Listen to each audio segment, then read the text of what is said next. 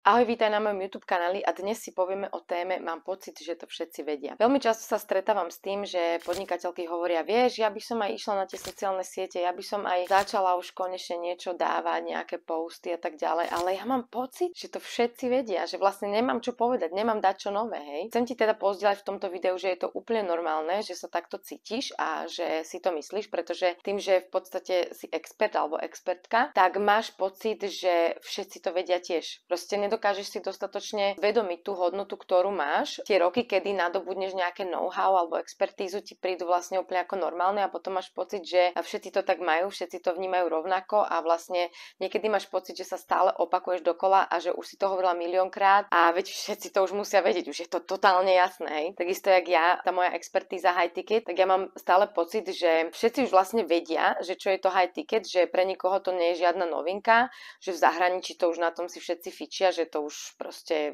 neexistujú ľudia, ktorí by nevedeli aspoň povedať, že čo je to high ticket, hej, ale proste keď napríklad začnem o tom rozprávať, tak skoro každému človeku musím vysvetľovať, keď som teda niekde v nejakom prostredí, keď sa nebavím so svojimi klientami, ale keď som v cudzom prostredí, tak musím každému vysvetľovať, že čo je to high ticket, pretože väčšina ľudí proste nemá predstavu.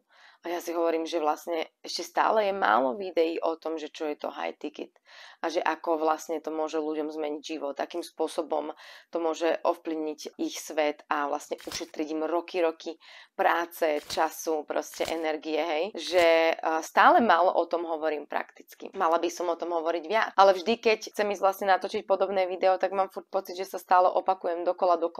Takisto mám pocit, že každý človek vie môj príbeh, že vlastne stále dokola omielam ten istý príbeh a všetci to už vedia. Ale nevedia, pretože tebe chodia stále noví ľudia. Pri tebe nezostávajú tí istí ľudia, ktorí ťa začali sledovať, ja neviem, rok dozadu alebo 2 roky dozadu, 3 roky dozadu. Jasné, že sú ľudia, ktorí sú s tebou od začiatku a sledujú ťa niekoľko rokov alebo sledujú ťa proste od toho úplného začiatku.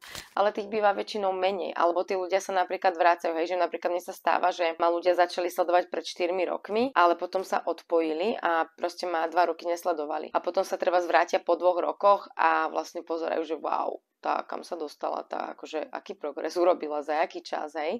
A potom ich to práve nátkne a namotivuje ma sledovať, pretože vlastne vidia, že som vtedy nekecala a že som naozaj šla do akcie a naozaj som spravila obrovský progres. Preto je strašne dôležité sa neustále ako ukazovať tú svoju cestu, ten svoj progres, pretože nikdy nevieš, kto ťa sleduje a keď si myslíš, že tí ľudia, ktorí ťa sledovali na začiatku, tak už ťa nesledujú, tak je to veľký omyl, pretože ľudia sa vracajú spätne a vlastne keď im to možno vtedy nedávalo zmysel, tak im to začne dávať zmysel práve neskôr, hej.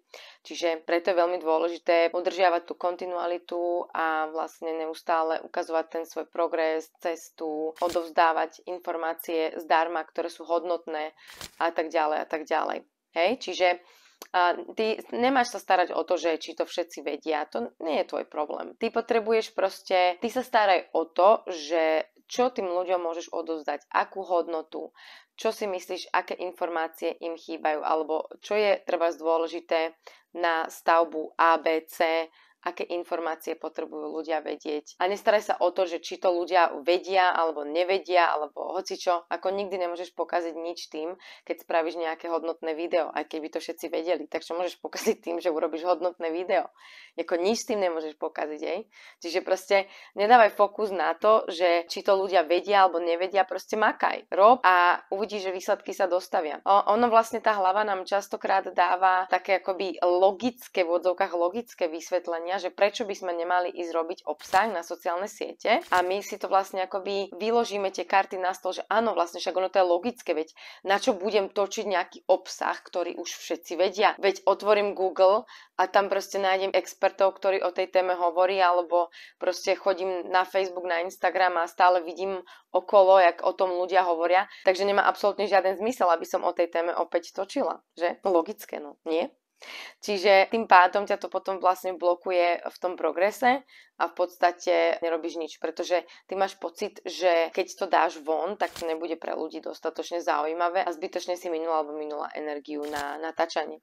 Ale ty sa o toto nestaraj, pretože ty nikdy nevieš, ktoré video vypáli, ktoré video proste bude to hodnotné pre ľudí a častokrát videá, o ktorých by si povedala alebo povedala, že sú na nič, alebo že sú jednoduché, alebo že sú také, akože ty brďo, tak neviem, no nemám z toho nejaký dobrý pocit, tak práve tieto videá vybuchnú a stanú sa populárne. Hej.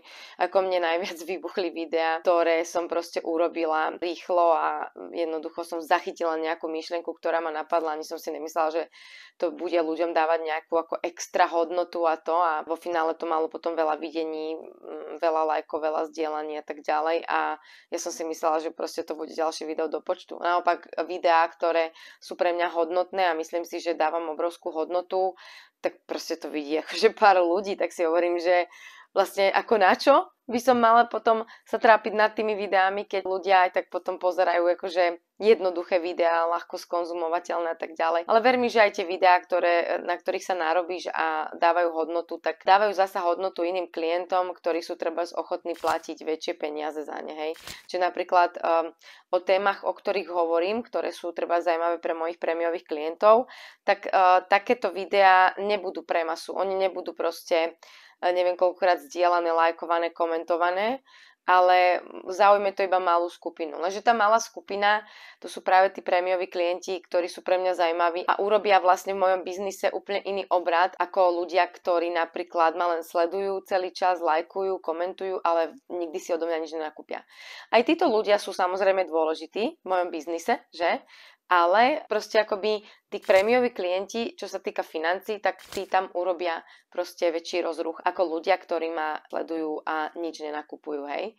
Ale ja tak vždycky hovorím, každý jeden človek, ktorý ťa sleduje, je dôležitý. Aj hejter je dôležitý. Aj čo jedno, či nakupuje, nenakupuje, je prémiový, neprémiový, alebo či to je hejter.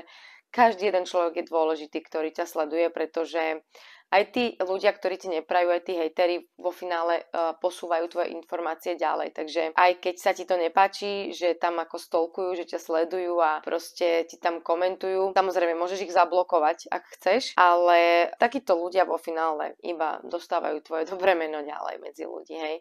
Čiže nemusíš si z toho robiť nejakú veľkú hlavu. No, takže moja taká message pre teba je, že nerozmýšľaj nad tým, že či to všetci vedia, rob. Choď do akcie a uvidíš. Hej. A ešte jedna vec, že napríklad, keď dávaš na sociálne siete nejaký obsah, tak ten obsah treba obsahuje nejaké kľúčové slova a potom tieto videá na základe tých kľúčových slov priťahujú vlastne podobných ľudí do tvojho obzoru. Takže potom sa ti napríklad stane, že ty si mentor a pochopiteľne ďalší mentori sa ukazujú v tvojom poli. A ty si potom myslíš, že všade naokolo sú len sami mentori a všetci hovoria to isté. A teraz ako keď dám to podobné, tak nebudem vynikať z radu, budem zasa iba ďalší priemer. V podstate ty strácaš potom taký ten prehľad nad vecami, pretože tebe v tvojom obzore sa ukazujú sami mentori. A to je práve Facebook alebo Instagram sú veľmi múdre sociálne siete, alebo aj YouTube, veľmi múdre sociálne siete, ktoré vlastne ukazujú to, čo ťa zaujíma, to, kam dávaš fokus, to, kam dávaš energiu. No a ty si potom myslíš, že to je všade. Ale keby ideš proste medzi tú masu a začneš naozaj ako robiť poriadny rešerš, tak zistíš, že mnoho ľudí netuší o tom, čo ty hovoríš a že máš veľa pokladov a výnimočností, ktoré môžeš proste ľuďom predávať ďalej. Takže takto ťa podporím, len choď do toho, rob obsah na sociálne siete, natáčaj a pomáhaj ľuďom, pretože nikdy nevieš, kto bude potrebovať tvoju pomoc. A keď chceš pozerať, ako to robím ja, a keď natáčam videá, tak ma sleduj, ak ma ešte nesleduješ.